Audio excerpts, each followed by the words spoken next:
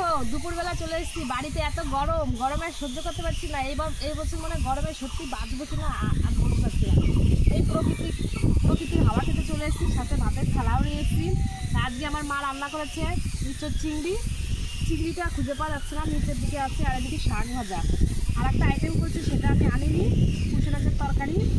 গরমে খেতেই ইচ্ছা চাচ্ছে, মানে খেতেই মন চায় না, তাও কী করবো, বাঁচতে তো হবেই। তো যাই হোক, তো তোমরা কি একে শাক ভাজাতে এরকম চাটা করে মাখাও? আমাকে একটু কমেন্ট করে জানিও। দেখো আমি কি সুন্দর মাখাচ্ছি, গরিবনা মাথে। দেখো এটা খেয়ে দেখি কেমন হয়েছে। শাক আমার খুব ফেভারিট, আর মাঠের শাক কি বলবো তোমাদের, অনেক অনেক অনেক ফেভারিট।